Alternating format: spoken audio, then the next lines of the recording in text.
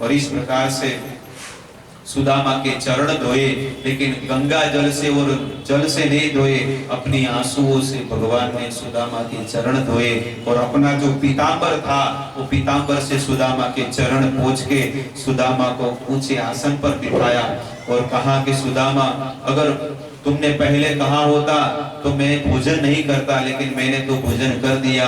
तुम्हारे लिए 56 भोग बनाए हुए हैं। और इतने सारे भोग देखकर सुदामा को चकित हो गए और सुदामा को कहा कि सब भोजन आपको करना है।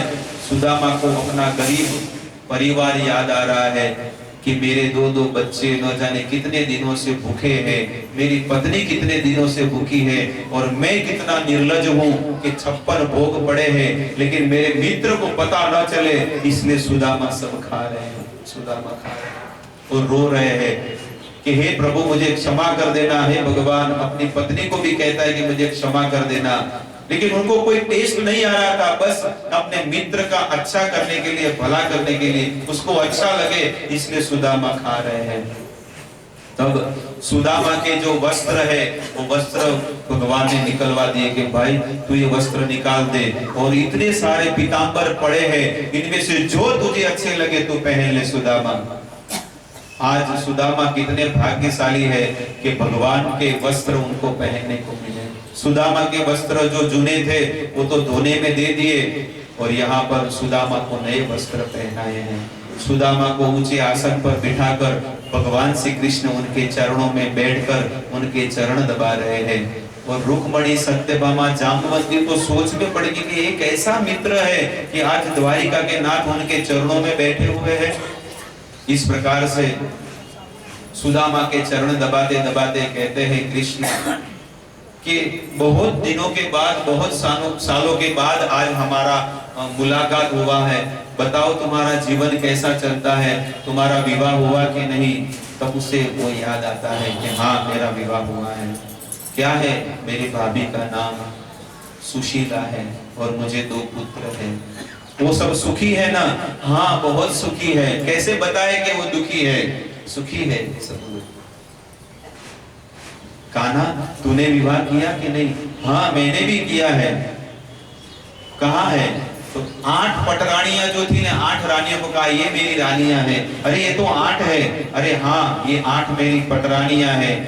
तब सुदामा कहते हैं तुम तो भगवान हो, तुम तो कितनी भी पत्नियों के साथ विवाह कर सकते हो, हमको तो एक भी भारी।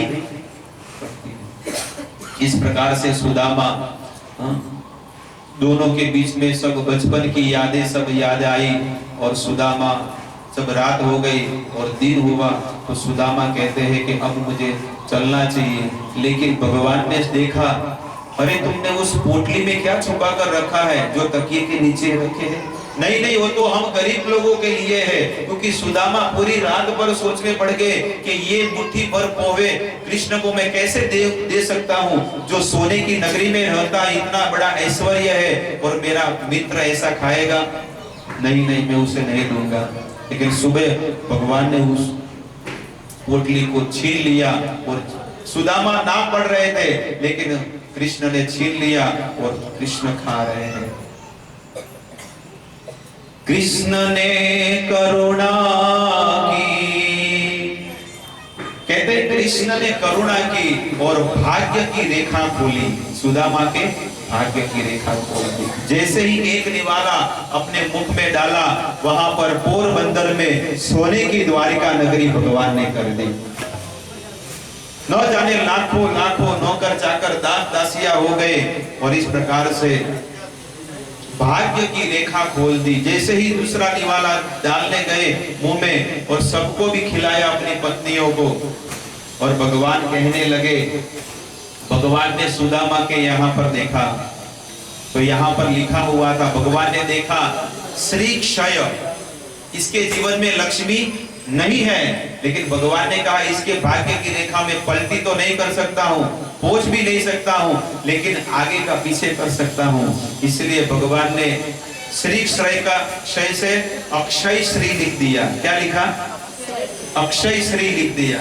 और इस प्रकार से सोने की नगरी द्वारका नगरी पोरबंदर में उनको करवा दी। इस प्रकार से सुदामा कहने लगे अब मुझे जाना चाहिए। तब सुदामा जैसे ही जा रहे हैं, अपना पुराने वस्त्र तो वहीं पर पड़े हैं और नया पीतांबर पहनकर सुदामा जा रहे हैं कि अब मुझे घर जाना है। लेकिन कृष्ण कहते कि ठीक है, मेरी भाभी को याद देना और जल्दी वापस आना, फिर से मिलने आना। सुदामा जैसे ही जा रहे हैं, सुदामा सुनो सुनो सुदामा, क्या है?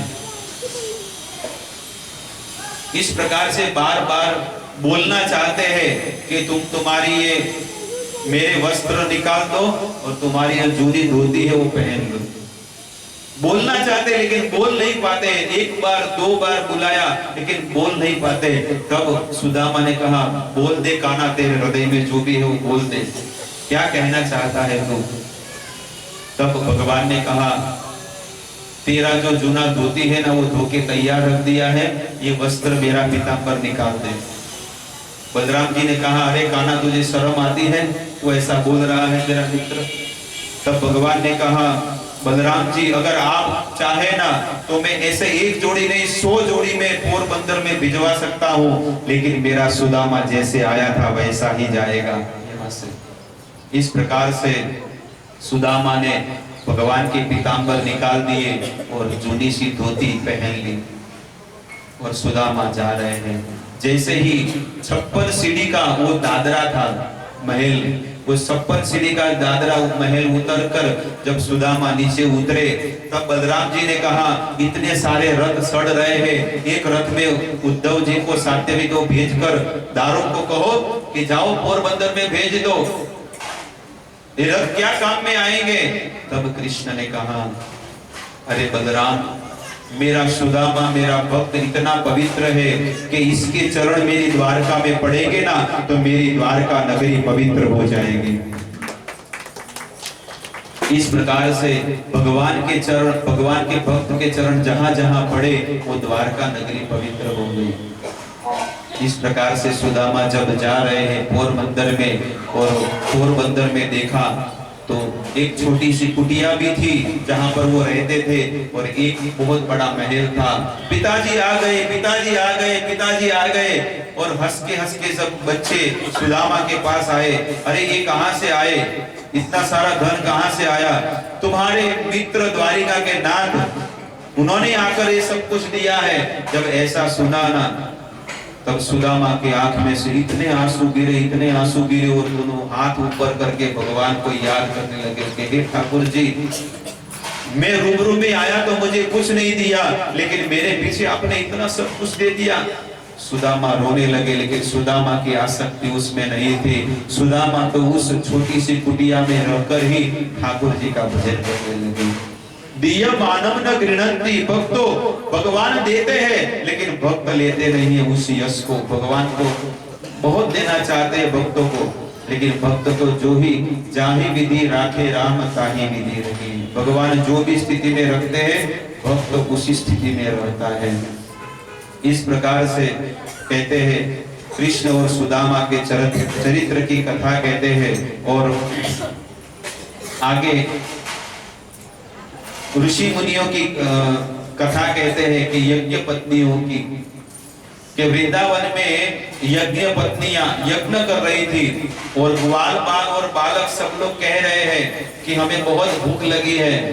तब भगवान श्री कृष्ण के ये बचपन की लीला है यज्ञ पत्नियों की। तो भगवान ने कहा कि ठीक है, यहीं से थोड़ी दूर अच्युत गोत्र के ब्राह्मण देवता है, वे सब यज्ञ कर रहे हैं, तो जाकर आप उनसे कहो कि कृष्ण ने कहा है, तो आपको सब अन्न देंगे। लेकिन वे सब मित्र वहां पर गए, तो मित्र ने कहा कि हमारे मित्र कृष्ण ने कहा है कि आप थोड़ा सा अन्न दीजिए। ये तुम्हारे लिए नहीं है, ये तो साक्षात भगवान के लिए है, नारायण के लिए है, विष्णु के लिए है। इस प्रकार से ब्राह्मणों ने धक्का मार के उन मित्रों को भगा दिया। लेकिन भगवान ने वो भगवान के जो मित्र थे ग्वाल बाल, वो सब मित्र ने कृष्ण को कहा। तब कृष्ण ने कहा कि ठीक है, अगर वो नहीं देते हैं तो उनकी पत्नियों को जाकर कहो, यज्ञ पत्नियों को जाकर कहो कि कृष्ण भूखे हैं और कृष्ण के लिए आप कुछ भोजन दो। तब ग्वाल बाल ने कहा कि वहां पर भी हमें धक्का मारकर निकाल दिया, यहाँ पर भी यही स्थिति होगी तो। तब कृष्ण ने कहा यहाँ पर ऐसा नहीं होगा।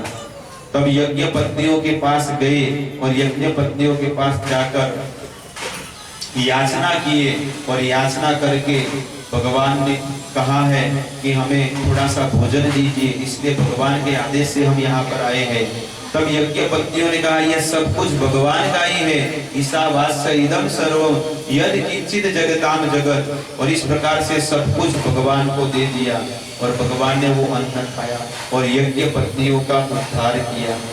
या पिंडार्क क्षेत्र में सब ऋषि मुनि पधारे थे, और पिंडार्क क्षेत्र की कथा कहते हैं 11वें स्कंद में कहते हैं कि सब ऋषि मुनि वहां पर पधारे थे। तो कृष्ण के पुत्र हुए सांब, और सांब ने पेट में एक पत्थर बांधा था। पत्थर सांब ने क्या किया था, पेट में पत्थर बांधा था और साड़ी पहनी थी, और साधु संतों का मजाक करने के लिए कहा कि हे ऋषि मुनि, इसके गर्भ में क्या है बताइए, लड़की है कि लड़का है। जब ऐसा मजाक किया तो ऋषि मुनि ने श्राप दे दिया, इसके शरीर, इसके पेट में न तो लड़की है न तो लड़का है, इसके पेट में यादवों का विनाश छिपा हुआ है। बस ऐसा कहा, और जैसे ही कहा श्राप दे दिया ऋषि मुनियों ने। तो उन्होंने क्या किया, वो पत्थर को लेकर जैसे एक जगह पर घिस कर पत्थर को छोटा कर दिया किनारे, समुद्र किनारे जाकर, और वो पत्थर को नदी में डाल दिया, समुद्र में। थोड़ा सा पत्थर जो बचा था टुकड़ा वो डाल दिया। इस प्रकार से वे सब लोग डरने लगे, कांपने लगे। लेकिन भगवान श्री कृष्ण ने सोचा कि अब मेरा भगवत धाम जाने का समय आ गया है, क्योंकि मैंने पूरी लीला यहाँ पर इस संसार में मैंने कर दी है। बस अब एक ही चीज बाकी है कि अब मुझे भगवान अपने धाम में जाना है। भगवान अपने धाम में जाने के लिए सभी को कहा, द्वारका नगरी में जितने भी लोगों को कहा कि आज से 7 दिन तक आप इस द्वारका नगरी को खाली कर दो। और सब लोगों को कहा चलो हम यहाँ से है ना प्रभास क्षेत्र में जाएंगे, क्योंकि ये द्वारका नगरी तो समुद्र में डूब जाएगी। और इस प्रकार से सब लोगों को प्रभास क्षेत्र में लेके गए, जो गुजरात में ही आया, समुद्र के किनारे। और वहां पर भगवान की इच्छा से ये सब कुछ हुआ है। भगवान ने कहते हैं कि सब लोग वहां पर मदिरा पिए, और मदिरा पीकर इतने नशे में आ गए और एक दूसरे को मारने लगे ऐसे। और वहां पर जो चूरा किया था ना भूखा उस पत्थर का, वो वहां कहते हैं तीर भाला और कमठे हो गए ऐसे। तो वो सब लेकर एक दूसरे को मारने लगे और वहां पर सब यादवों का विनाश हो गया।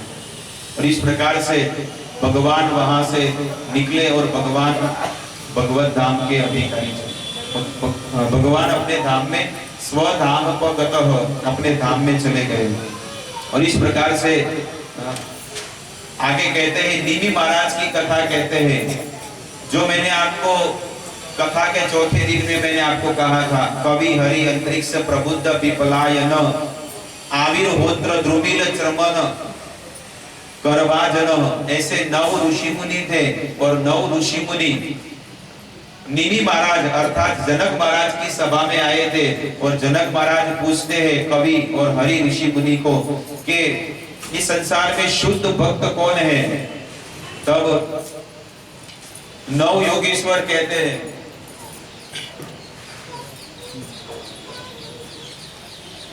नव योगेश्वर कहते हैं कि इस संसार में सबसे पहले कहते हैं कि प्राकृत भक्त कौन सा है। तब कहते हैं आचार्य एम हरिये पूजाम्यम श्रद्धयेते हते न तद भक्षे भक्तेषु च अन्येषु स भक्त प्राकृत स्मृतः। प्राकृत भक्त सबसे कनिष्ठ भक्त की व्याख्या करते हैं कि सबसे कनिष्ठ भक्त कौन सा है। तब कहते हैं सबसे कनिष्ठ भक्त कौन सा है, आचार्य एम हरिये, भगवान की पूजा तो करते हैं लेकिन न तद भक्तिषु च अन्येषु, लेकिन भक्तों के अंदर उसे श्रद्धा नहीं होती है, तो वो प्राकृत भक्त उसे कहते हैं। जिसको भगवान में श्रद्धा है लेकिन भक्तों में श्रद्धा नहीं है, इसलिए उसे प्राकृत भक्त कहते हैं। दूसरे नंबर में कहते हैं ईश्वरे तद अधीनेषु बालिशेषु द्विषस्तु च प्रेम मैत्री कृपापेक्षा यह करोति स मध्यम। कहते हैं दूसरा नंबर का जो भक्त है, ईश्वरे अधीनेषु बालिशेषु द्विषस्तु च प्रेम मैत्री कृपापेक्षा यह करोति स मध्यम। कहते हैं जो भगवान में श्रद्धा रखता है, भक्तों में श्रद्धा रखता है, लेकिन संसार के लोगों में कहते हैं कि ये लोग भजन ही नहीं करते हैं, इसलिए उसे कहते हैं मध्यम भक्त। जो सबसे प्रेम करता है लेकिन जो भगवान का भजन नहीं करता है ना, उससे वो नफरत करता है, तो कहते हैं वो मध्यम भक्त है। और फर्स्ट नंबर के भक्त कौन से हैं? तब कहते हैं सर्वभूतेषु यः पश्चेत् भगवद भावन आत्मनः भूतानि भगवद अन्येषु भागवत उत्तम। कहते हैं कि जो सभी के हृदय में भगवान के दर्शन करता है, हे देवी महाराज, वो इस संसार में फर्स्ट नंबर का भक्त है, सबसे शुद्ध भक्त है। सिया राम में सब जगह जानी, इस पूरी पृथ्वी पर सब जगह पे सबके हृदय में भगवान का दर्शन करता है, वो शुद्ध भक्त माना जाता है।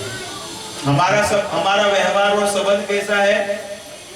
जैसे हमारे घर पे छोटे छोटे बच्चे खेलने आते हैं, आप लोगों को पता होगा, आप लोगों के घर पे छोटे छोटे बच्चे खेलने आते हैं, आपका बच्चा भी खेलता है और दूसरों के भी बच्चे खेलते हैं। लेकिन आपके घर पे अगर कोई मिठाई बनाई है, कुछ पकोड़े बनाए हैं, और जैसे ही पकोड़े बनते हैं तो आपकी इच्छा होती है कि मैं मेरे बेटे को पहला खिलाऊं, लेकिन इतने सारे बच्चे होते हैं, वो बच्चा खेलता है ना तो जाके कहता है जा बेटा तेरी माँ बुला रही है, कहते ही नहीं, क्योंकि वो पराया है और ये मेरा बेटा है। इसलिए वो छोटे से बच्चे को, बेटे को कोई इच्छा नहीं है आपके पकोड़े खाने की, आपके मिठाई खाने की, लेकिन बेटा तो खेल रहा है, खेलने का दिन है तो खेल रहा है खेलने के समय में। लेकिन हम क्या कहते हैं, अगर ये यहाँ पर रहेगा तो इसको भी देना पड़ेगा, इसलिए क्या कहती है जा तेरी माँ बुला रही है। माँ तूने मुझे बुलाया? नहीं बेटा मैंने तो नहीं बुलाया। तो मौसी जी तो ऐसा कहा तुम्हारी माँ बुला रही है, क्यों? वो पराया है और ये अपना है, उसके अंदर भी भगवान है, ऐसा हमारा भाव नहीं होता है। तो इसलिए यहाँ पर कहते हैं कि जो भी निमी महाराज कहते हैं ठीक है भक्तों का वर्णन कर दिया, लेकिन भगवान का भजन कैसे करना चाहिए, जीवन में भक्ति कैसे करनी चाहिए, तब कहते हैं कायेन वाचा मनसेन्द्रिये वा बुद्ध्यात्मना शरणं प्रपद्ये करोति यद्यद् सकलं परस्मै नारायणेति समर्पयेत। कायेन वाचा, काया से, वाणी से, मन से, और मन से आप जो भी कर्म करते हो, करोति यद्यत् सकलं परस्मै, आप जो भी जीवन में कर्म करते हो, नारायणेति समर्पयेत, भगवान नारायण को सब कुछ समर्पित कर देना चाहिए। और इस प्रकार से अगर आपका जीवन कृष्ण भावना बन जाएगा और आप जीवन में ऐसे कर्म करेंगे तो निश्चित आपका जीवन सफल हो जाएगा। भगवान को ही सब कुछ समर्पित करना चाहिए। और गीता में भगवान मांगते हैं पत्रम पुष्पम फलम तोयम, हे अर्जुन अगर कोई मुझे प्रेम पूर्वक ये चीज अगर कोई मुझे देता है तो उसे मैं स्वीकार करता हूँ, लेकिन प्रेम पूर्वक की है, जबरदस्ती नहीं। अरे क्या करे, अभी मंदिर में गए थे, कथा में गए तो बोला कि भगवान को अर्पण करके भोजन करो, लो खाओ भगवान, ऐसा नहीं, लेकिन प्रेम पूर्वक आप भगवान को अर्पण कीजिए। जब ठाकुर जी को भोग लगाते हैं मंदिर में तो बाहर बैठ के भगवान का कीर्तन करना चाहिए, भगवान को प्रार्थना करनी चाहिए। हमारे घर पे कोई रिश्तेदार आते हैं, समधी आते हैं, तो हम कैसे उनको भोजन कराते हैं अच्छा अच्छा, और उनको बार बार बोलते हैं ना और खाओगे, और थोड़ा लो ना, सब्जी अच्छी है, खाए तो क्या बोलते हैं ऐसा बोलते हैं ना। और खाओगे और लोगे। ऐसे भगवान को भी बोलना चाहिए ठाकुर जी सब्जी अच्छी बनी है, पूरी अच्छी बनी है, हलवा अच्छा बना है और आपके लिए मैंने बनाया ठाकुर जी। लेकिन हम ना वो लाला के लिए नहीं मन बोलते, हम तो हमारे घर में छोटा लाला है ना, 2-2 3-3 लड़के, उनको बोलते हैं बोलो बेटा लाला आप क्या खाओगे आज। लेकिन भगवान को कभी कहा कि भगवान आप क्या खाओगे, आप जो बोलोगे वो मैं बनाऊंगी। ऐसा भाव जब हमारे जीवन में आएगा तब कहते हैं भगवान आपके हृदय में प्रकट हो जाएंगे कि वाह ये मेरे शुद्ध भक्त है। इस प्रकार से भगवान भगवत गीता में कहते हैं कि जो मेरे भक्त होते हैं वो मुझे अर्पण करके ही भोजन करते हैं, इसलिए भगवान को अर्पण करके ही खाना चाहिए। सबसे पहले भगवान के भक्तों के सानिध्य में रहकर हमें भजन करना चाहिए और निरंतर भगवान का नाम लेना चाहिए, निरंतर प्रभु का नाम लेना चाहिए। शास्त्र में बताया गया है श्रीमद् भागवतम में, एता नामेव लोकेस्मिन् पुंसा धर्म परस्मृत भक्ति योगो भगवती तन्नाम ग्रहण आदि भी। कहते भगवान का नाम इतना पवित्र है कि जीवन की अंतिम सर्वोच्च धर्म क्या है, तो जीवन का अंतिम सर्वोच्च धर्म यही है कि व्यक्ति को जीवन में भगवान का नाम लेना चाहिए। श्रीमद् भागवत में बताया गया है, तस्मात् संकीर्तनम विष्णु जगत मंगलम अहंसा। इस जगत के लोगों को पवित्र करने के लिए सबसे श्रेष्ठ वस्तु कौन सी है, तब कहते हैं सुखदेव जी राजा परीक्षित को कहते हैं भगवान का नाम ही मंगलकारी है। इसलिए हम सब लोग गाते हैं ना, मंगल भवनय मंगलहारी।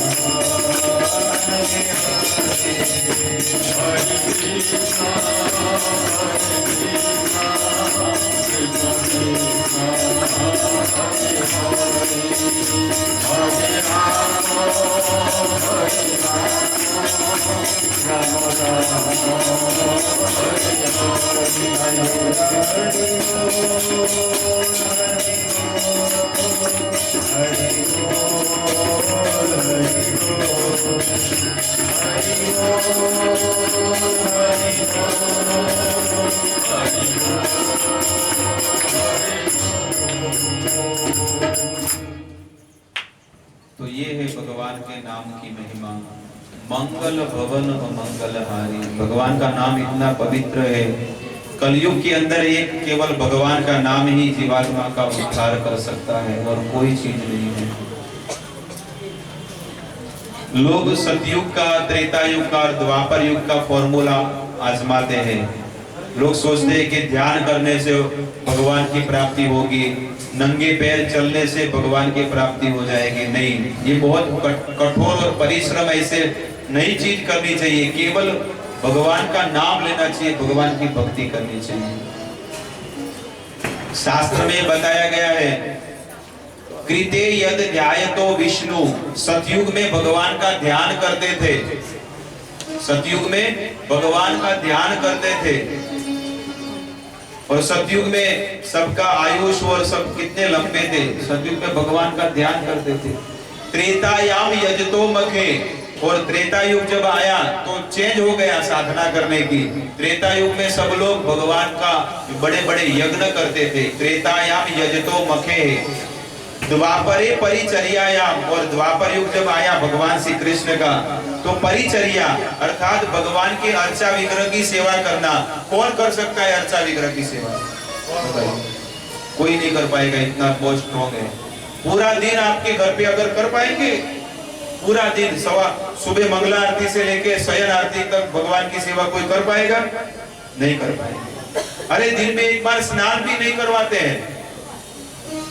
कुछ लोग ऐसे होते हैं कि स्नान भी नहीं करवाते ठाकुर जी को, बस ला के रख दिया ऐसे। नहीं, ठाकुर जी को लाए हैं तो ठाकुर जी को स्नान करवाना चाहिए, उनको भोग लगाना चाहिए, उनकी आरती करनी चाहिए। तो वो द्वापर युग में होता था और भगवान उनका भोग भी स्वीकार करते थे। लेकिन कलयुग में कोई ऐसा अर्चा विग्रह का सेवा कोई कर नहीं पाएगा, बहुत मुश्किल है। तो भगवान के ऐसे सेवा करनी चाहिए कि भगवान को सुबह सुबह उठाकर भगवान को स्नान करवाना चाहिए। भगवान को उठाते हैं, भगवान को दातुन कराते हैं, भगवान को स्नान करवाते हैं। वो जो वल्लभाचार्य है ना, जो भी कहा पुष्टि मार्ग के, वो वल्लभाचार्य ने भजन गाया है। हमको गाना नहीं है, लेकिन मैं आपको खाली बताता हूँ। जमुना जलमा केसर घोड़ी, स्नान कराओ श्यामड़ा, हल्के हाथे अंगो चोड़ी, लाड लड़ाओ श्यामड़ा, तेल सुगंधित नाखी आपो, प्रीतम तारा बालमा। कहते हैं जमुना जलमा केसर घोड़ी, स्नान कराओ श्यामड़ा। जमुना के जल जो होता है ना, उसमें मैं आपको स्नान कराऊंगा कान्हा, रोज सुबह में स्नान कराऊंगी। और अभी तो स्नान कराते लोग तो क्या करते, पीतांबरी से करा देते कोई कोई तो पीतांबरी पाउडर आता है ना, लगता है इसके थोड़ा चमक आएगी तो उसको घस देते हैं पूरा, जैसे तांबा का कलश आता है ना कि थोड़ा चमक अच्छा आएगा मेरे लाला को। लेकिन लाला को तो और तकलीफ होगी, इसलिए कहते हैं हल्के हाथे अंगो चोड़ी, एकदम कोमल हाथों से भगवान को स्नान कराना चाहिए। और इस प्रकार से स्नान कराकर उनको नए वस्त्र पहनाने चाहिए।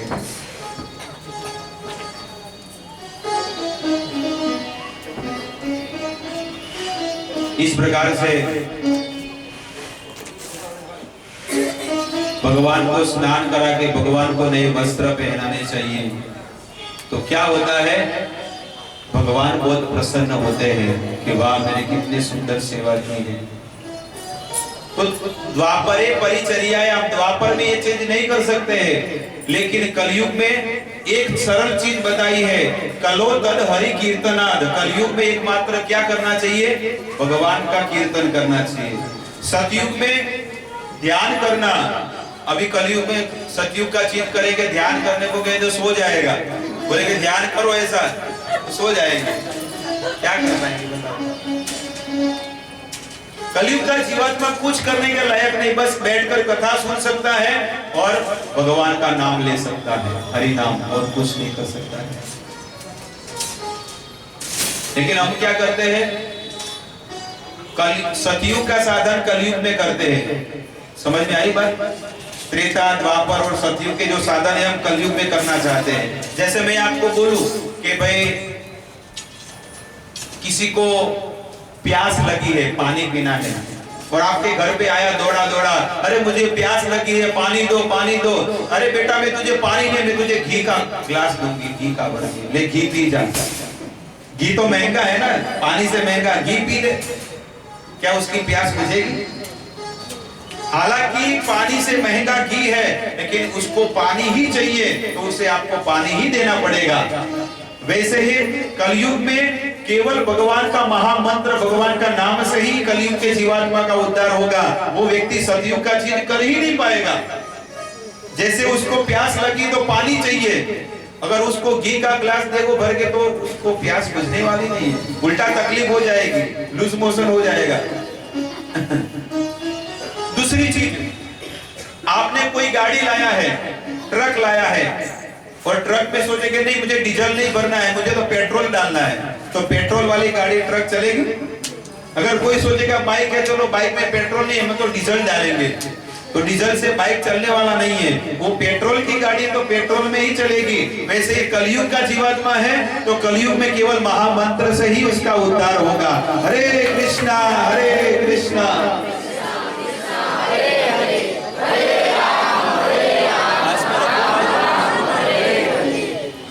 इस प्रकार से कलयुग का साधन है, और वो है कलो तद हरि कीर्तनाद।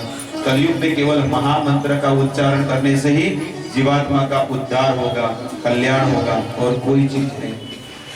और आगे भगवान के ऐश्वर्य की कथा कहते हैं कि भगवान का कितना बड़ा ऐश्वर्य है। भगवान ही इस पूरे ब्रह्मांड के, इस पूरे सृष्टि के स्वामी है, और इसका प्रमाण कहते हैं कि भगवान ईश्वर है और बाकी सब मैनेजर है, और हम सब मनुष्य है, जीवात्मा है। तो भगवान का भजन करना चाहिए, इसका प्रमाण हमारे वेदों में बताया गया है। सबसे पहले भगवान ईश्वर है, मूल है। इसके विषय में ब्रह्मा जी कहते हैं, ईश्वर परम कृष्ण सच्चिदानंद विग्रह अनादिर आदिर गोविंद सर्व कारण कारणम। ईश्वर भगवान कौन है? कहते श्री कृष्ण, ईश्वर परम कृष्ण सच्चिदानंद विग्रह है और वो अनादि आदिर है, सर्व कारण कारणम और सभी कारण के कारण है। जैसे आपके दादा का नाम क्या, उनके दादा का नाम, उनके दादा का नाम, उनके दादा का नाम, तब आएगा ब्रह्मा जी, और ब्रह्मा जी के पिताजी कौन है? तब कहते हैं विष्णु, विष्णु के आगे कौन है? बलराम, और बलराम के आगे कौन है? पूर्ण पुरुषोत्तम भगवान श्री कृष्ण। वही मूल सभी कारणों के कारण है। स्वयं ब्रह्मा जी लिखते हैं सृष्टि स्थिति प्रलय साधन शक्ति रेखा छाये वयस्य दुर्भवनानि यस्य भुवनानि विभरति दुर्गा इच्छानुरूपमयि यस्य चेष्टते सा। स्वयं दुर्गा जी कहते हैं कि पूरी सृष्टि को प्रलय करना, पूरी सृष्टि को चलाना मैं किसके इशारे से करती हूँ? तब कहते हैं भगवान श्री कृष्ण के इशारे से करते हैं। गणपति विषय में बोलते हैं कि गणपति भगवान है, लेकिन स्वयं गणेश जी कहते हैं यद पाद पल्लव विनिधाय कुंभ वंदे प्रणाम समयेश गणाधिराज। कहते हैं कि मैं पूरे संसार के लोगों का विघ्न हरने में सफल हुआ हूँ। किनके कारण? यद पाद पल्लव, भगवान श्री कृष्ण के चरण मेरे मस्तक ऊपर पड़े हैं। विनिधाय कुंभ, कुंभ इसको मस्तक को कुंभ कहते हैं। इसीलिए भगवान की कृपा से मैं सृष्टि में संसार के जीवों का उद्धार करने के लिए, उनका विघ्न हरने के लिए मैं सफल हुआ हूँ। इस प्रकार से अब अंत समय में मैं एक चीज कहना चाहता हूँ कि जिसमें 6 प्रकार की चीज होती है उसे ही भगवान मानना चाहिए, और वो भगवान में ही गुण है। स्वयं वेद व्यास महाराज लिखते हैं, विष्णु पुराण में कहते हैं ऐश्वर्यस्य समग्रस्य वीर्यस्य यशस्रिय ज्ञान वैराग्यश्चैव ससनाम भग इति गणः। कहते हैं जिसमें 6 प्रकार के गुण पूर्ण मात्रा में होते हैं उसे ही भगवान मानना चाहिए। अब मैं गिनाऊंगा, आप गिनिएगा। सबसे पहला सुंदरता। भगवान जितने सुंदर और कौन है बताइए? भगवान श्री कृष्ण जितने कोई सुंदर है? अरे ब्रज के संत कहते हैं कि भगवान जितने सुंदर उतना और कोई सुंदर नहीं है, भगवान ही सुंदर है, बाकी सब सुंदर है। भगवान ही सुंदर है। ब्रजवासी कहते हैं कंदर्प कोटि कमनीय विशेष शोभम। कहते हैं करोड़ों करोड़ों लक्ष्मियों के भी समान इतने सुंदर लक्ष्मी जी भगवान की सेवा करती है और इतने सुंदर है। और व्रज के संत कहते हैं, बाल बाल कहते हैं अरे सारे तू लड़का बना है, तू लड़का है कृष्ण, तो भी सब लोग तुझ पे मरते हैं। अरे सारे तुझे भगवान ने लड़का बनाया फिर भी सब लोग तुझ पे मरते हैं। सोच तुझे अगर लड़की बनाए होते तो कट जाते गले करोड़न के। सब लोग बोलते मैं इससे शादी करूंगा। इतने सुंदर भगवान दिखते हैं। कंदर्प कोटि कमनीय विशेष सोच, कट जाते गले करोड़न के। तो भगवान इतने सुंदर है। सुंदरता की व्याख्या करते हुए कहते हैं इस संसार में लोग हीरो हीरोइन को कहते हैं कि ये हीरोइन कितनी सुंदर है, ये हीरो कितना सुंदर है, इज माय बेस्ट फ्रेंड। कहते हैं ना सब लोग, लड़के लोग बोलते हैं मेरा बेस्ट हीरो ये है, ये सुंदर है। लेकिन कहते हैं कि इस संसार में जितने हीरो हीरोइन है, जितने भी स्त्रियां और पुरुष हैं, उनकी सबकी सुंदरता को जब जमा करोगे तब स्वर्ग का एक देवता बनता है। स्वर्ग के देवता इतने सुंदर लगते हैं। और स्वर्ग के जितने भी देवताओं की सुंदरता को जब जमा करोगे तब एक गंधर्व बनता है। और जितने भी गंधर्व है उनकी सुंदरता को आप जमा करोगे तब एक अप्सरा बनती है, मेनका, उर्वशी, रंभा। और ऐसी अप्सराओं की सुंदरताओं को जब इकट्ठा करते हैं तब एक कामदेव बनता है। कामदेव इतना सुंदर है। और ऐसे कहते करोड़ों करोड़ों कामदेव जब भगवान को देखते हैं तो कामदेव भी मूर्छित हो जाते हैं। कंदर्प कोटि कमनीय विशेष शोभम। करोड़ों करोड़ों कामदेव भी भगवान को देखते हैं तो धड़ाम करके गिर जाते हैं। वाह कितने सुंदर भगवान है। लेकिन ऐसे सुंदर भगवान को जब राधा रानी को देखते हैं तो भगवान की धड़ाम करके गिर जाते हैं, इतनी सुंदर राधा रानी लगती है। भगवान तो इतने सुंदर है, लेकिन वो भगवान है ना, जब राधा रानी को देखते हैं ना तो भगवान की धड़ाम करके गिर जाते हैं। अरे कितनी सुंदर राधा है, कितनी सुंदर है राधा। ये है, इस प्रकार से कहते हैं कि इस संसार में सबसे ज्यादा अगर सुंदर है तो भगवान श्री कृष्ण है। दूसरी चीज कहते हैं जिसके अंदर पूर्ण शक्ति हो उसे भगवान मानना चाहिए। बताइए भगवान में जो शक्ति है वो संसार में कोई व्यक्ति के अंदर शक्ति है? कोई देवता के अंदर, किसी के अंदर? भगवान में शक्ति है, ऐसी शक्ति किसी में नहीं है। बताइए 7 साल का व्यक्ति, 7 साल का लड़का जिसने 7 दिन और 7 रात तक क्या धारण किया था? गिरि गोवर्धन। नख ऊपर गोवर्धन धारो 7 बरस को रसिया। 7 साल के लड़के ने गोवर्धन धारण किया, इसको कहते हैं भगवान। ये नए साल की घटना है, जब दिवाली के बाद दूसरा दिन आता है ना, उसको नया साल कहते हैं। उस दिन की ये घटना है, अन्नकूट उसे कहते हैं, गोवर्धन पूजा। तो भगवान ने नंद बाबा और यशोदा को कहा कि माँ ये सुबह सुबह सब इतना सारे व्यंजन क्यों बनाते हैं, किसके लिए बनाते हैं? तब नंद बाबा ने कहा इंद्र देवता हमको वर्षा देता है, इसलिए हम सब लोग इंद्र देवता को 56 भोग लगाते हैं। अरे अरे वो तो मैनेजर है, ईश्वर तो भगवान विष्णु है या गोवर्धन है, तो आप उनको आप भोग लगाओ। तब छोटे से कृष्ण की बात सब लोगों ने मानी, लेकिन हमारे तो पीढ़ियों से पीढ़ी, हमारे पुरखों के पुरखों सब है ना, भगवान इंद्र को ही भोग लगाते हैं। अरे वो कभी खाने आया? आप गोवर्धन को भोग लगाओ। और इस प्रकार से सब लोगों ने कृष्ण की बात मान ली और सब लोग अलग अलग प्रकार के भोग लगा लेकर गोवर्धन महाराज को भोग लगाने लगे। माखन मिश्री लेकर आए गिरिराज की पूजा करने। माखन मिश्री लेकर आए गिरिराज की पूजा करने। ग्वाल बाल गोपियों को लेकर आए गिरिराज की पूजा करने। सभी लोगों को बुलाया और कहा कि चलो सब अपने अपने घर से अलग अलग भोग लेकर हम गोवर्धन महाराज की पूजा करेंगे।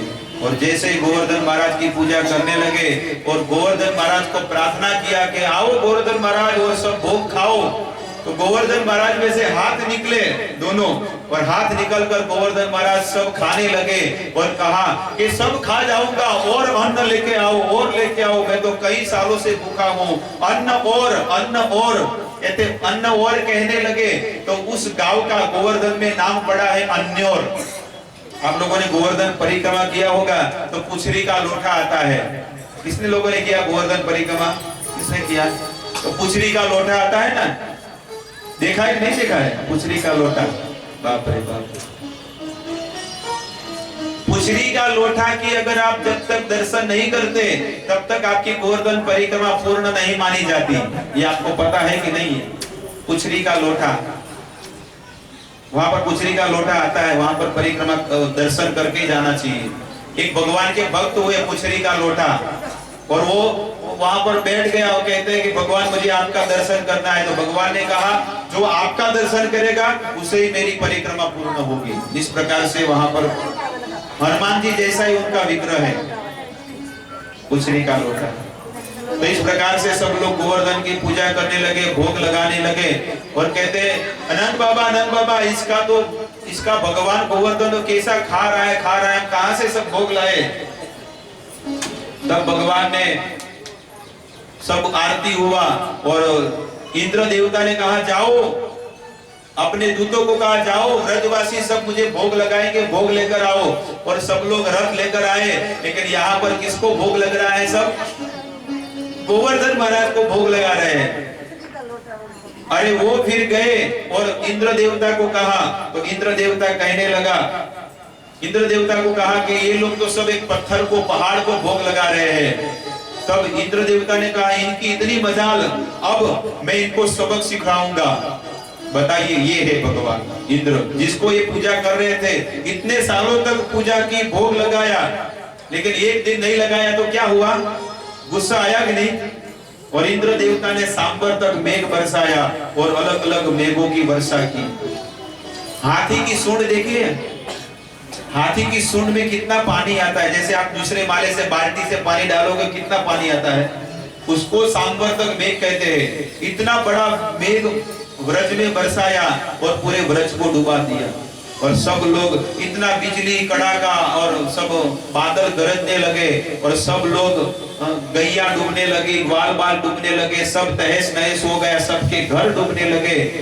और सब लोगों ने कहा, देखो कान्हा ने कहा कि गोवर्धन को भोग लगाओ, इंद्र देवता हमारे व्रज के ऊपर प्रकोप किया है, सब लोग क्या करें? कृष्ण की शरण में जाएंगे। तब कृष्ण ने कहा, आप चिंता मत करो, उसका काम उसको करने दो, हमको हमारा काम करना है। हम जाएंगे गोवर्धन महाराज की शरण में। और गोवर्धन महाराज की शरण में गए, और जाकर भगवान ने गोवर्धन के तलेटी में हाथ डाला, और हाथ डाल के जोर से पर्वत उछाला, और अपने टचली उंगली के ऊपर गोवर्धन पर्वत को धारण किया। और उंगली पर भी नहीं, उनके नाखून पर, भगवान ने नाखून पर गोवर्धन पर्वत को धारण किया। और 7 दिन 7 रात तक भगवान ने गोवर्धन पर्वत धारण किया। लेकिन सब ग्वाल बाल, गोपिया, सब गैया, सब लोग वो पर्वत के नीचे आ गए। वो पर्वत के नीचे जरा भी बारिश नहीं था, क्योंकि ऊपर भगवान का सुदर्शन चक्र था। सुदर्शन चक्र बहुत उसमें अग्नि निकलती थी, इसलिए पूरा पानी जलकर भस्म हो जाता था। जब 2 दिन 3 दिन हुए तो सब ग्वाल बाल है ना, लकड़ी का टेका लेके खड़े थे, सब लकड़ी लेकर खड़े थे। अरे कान्हा, तू थक गया होगा, एक काम कर, हम सब लकड़ी पकड़ के खड़े हैं, तू थोड़ा आराम कर, थोड़ा नाश्ता कर, ब्रेकफास्ट कर, थोड़ा टहल के आजा, तू थक जाएगा। बेचारा कोमल बालक है, तेरा हाथ भी पतला है। इस प्रकार से जब कहने लगे, तब भगवान ने कहा, आप सब वजन संभाल पाओगे ना? क्योंकि मैं तो पूरे ब्रह्मांड का, सभी लोगों का वजन मैं ही संभालता हूँ, मैं सबका सब कुछ करता हूँ, लेकिन मैं थकता नहीं हूँ। भगवान मन ही मन कहने लगे, अरे नहीं, चिंता मत करो। तब भगवान ने कहा, मैं छोड़ रहा हूँ, पकड़ के रखना। हाँ, और भगवान ने जैसे छोड़ा, अरे छोड़ो, अरे पकड़ो पकड़ो पकड़ो, गिर रहा है गिर रहा है गिर रहा है, हमसे नहीं होगा, कान्हा तू ही संभाल। और भगवान ने कहा, मैंने पहले ही कहा कि पूरा भार तो मैं ही उठाने वाला हूँ, आप केवल शांति से माला करो, आपको संसार का कोई टेंशन लेने की जरूरत नहीं है, आप केवल माला करो, आपकी जिम्मेदारी भी मैं लेता हूँ।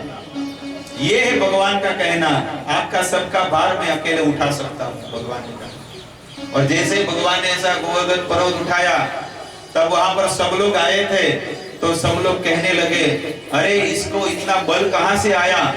तो कहते हैं ये रोज है ना, व्रज में से माखन चोरी करके आता है ना, खाता है ना, इसलिए ताकत बन गई है। कछु माखन को बल बध्यो, कछु गोपन करी सहाय।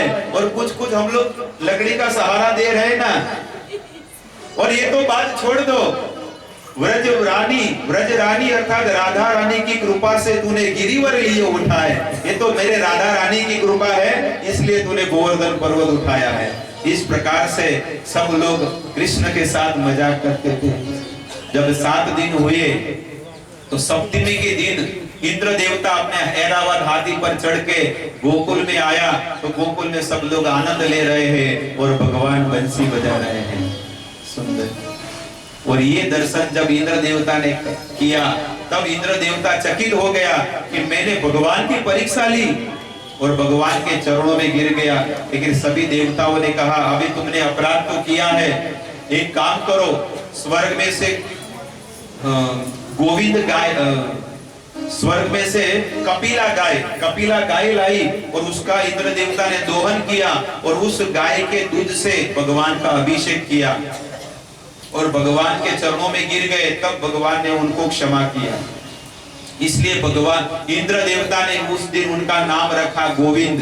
भगवान का नाम क्या पड़ा? गायों का पालन करते हैं, इसलिए ठाकुर जी का नाम पड़ा गोविंद। तो ये है कि जिसमें सर्व प्रकार की शक्ति हो उसे कहते हैं भगवान। आजकल के लोग बोलते हैं ना कि ये मेरे गुरु भगवान हैं, सब लोग बोलते हैं, लेकिन आज के गुरु जेल में पड़े हैं। कितने लोग बेचारे जेल में सड़ रहे, फिर भी उनका लेक्चर देते, उनकी बुकों को बांटते हैं। अरे आजकल के ऐसे भगवान को बोलो कि हमारे ठाकुर जी कृष्ण ने तो 7 दिन 22 किलोमीटर का पर्वत एक उंगली पर धारण किया, तो 50 किलो की बोरी एक दिन पकड़ के रखो तो हम आपको माने कि आप भगवान हो। ये टूट जाएगा यहाँ का। तो सबसे पहला, भगवान में सर्व प्रकार की सुंदरता है। दूसरी चीज, भगवान में हर प्रकार की शक्ति है। और तीसरी चीज, भगवान में संपूर्ण ज्ञान है। भगवान जैसा ज्ञान किसी में है? हमने तो 7 दिन कथा सुना, लेकिन सब भूल गया, बाष्पीभवन हो गया सब। जो भी कथा सुने सब भूल जाएंगे सब। लेकिन भगवान में जो ज्ञान है वो संसार के किसी व्यक्ति में नहीं है। इसलिए भगवान ने कुरुक्षेत्र में अर्जुन को ज्ञान दिया। वेदा हम संतीतानि वर्तमानानि च अर्जुन भविष्यानि च भूतानि माम तु वेद न कश्चन। भगवान ने संपूर्ण गीता का ज्ञान अर्जुन को दिया। और 64 करोड़ सेना के बीच में भगवान ने अर्जुन को भगवत गीता का ज्ञान दिया। सब ट्यूबलाइट चालू कर दो, इसके लिए रखा है। भगवान ने अर्जुन को सब 64 करोड़ सेना के बीच में गीता का ज्ञान दिया। ऐसा नहीं कि भाई एक बाजू आजा किचन में, मैं तुझे ज्ञान देता हूं एक बाजू अलग से ज्ञान तो नहीं। 64 करोड़ सेना के बीच में भगवान ने अर्जुन को गीता का ज्ञान दिया। और कहते हैं कि आज के लोग बड़ी बड़ी बातें करते हैं, लेकिन ये ज्ञान कुछ काम का नहीं है। इसलिए भगवान में संपूर्ण ज्ञान है और भगवान में ही सब प्रकार का यश है। भगवान का यश त्रिभुवन में है। इस संसार के व्यक्तियों का यश कहां तक है? जैसे राज कपूर आया था तो उस समय में उसका यश था, अभी कोई उसको याद करते हैं? गांधी जी का यश था, लेकिन अभी केवल 500 की नोट में ही है, अभी धीरे धीरे उसमें भी चले जाएंगे। इसलिए संसार के व्यक्तियों का यश नहीं रहता है, लेकिन भगवान का यश तीनों काल में सब लोग उनका यश गान गाते हैं। और धन, भगवान जितना धन किसी के पास है? भगवान के सोने की द्वारका नगरी थी, इसलिए कहते हैं कि भगवान के पास जितना ऐश्वर्य जितना धन है उतना किसी के पास नहीं है। और वैराग्य, भगवान के अंदर जो वैराग्य है वो किसी के पास नहीं है। जो ब्रजवासी को, जो नंद बाबा को, जो यशोदा को, जो भगवान प्रेम करते थे, अपना ब्रज छोड़कर भगवान चले गए थे, ब्रज छोड़कर। तो सुंदरता, शक्ति, ज्ञान, यश, धन और वैराग्य, ये 6 प्रकार के पूर्ण प्रकार के चीज जिसके अंदर हो उसे ही भगवान मानना चाहिए। और यहाँ पर सुखदेव जी इस कथा को अंत करते हुए कहते हैं कि अब क्या चीज करनी और क्या चीज नहीं करनी ये हमें जानना है। हमें 4 चीज नहीं करना चाहिए और 5 चीज करना चाहिए, इसके विषय में बताइए। 4 चीज कौन सी? कि कभी भी गलत कर्म, पर स्त्री गमन नहीं करना, कभी जुआ नहीं खेलना, कभी मांसाहार नहीं करना और कोई भी प्रकार का नशा नहीं करना। ये 4 चीज हमें नहीं करनी चाहिए और 5 चीज करनी चाहिए। 5 चीज करनी चाहिए। उसमें से सबसे पहले कहते हैं नाम संकीर्तन। सबसे पहला क्या करना चाहिए? नाम संकीर्तन। कौन सा?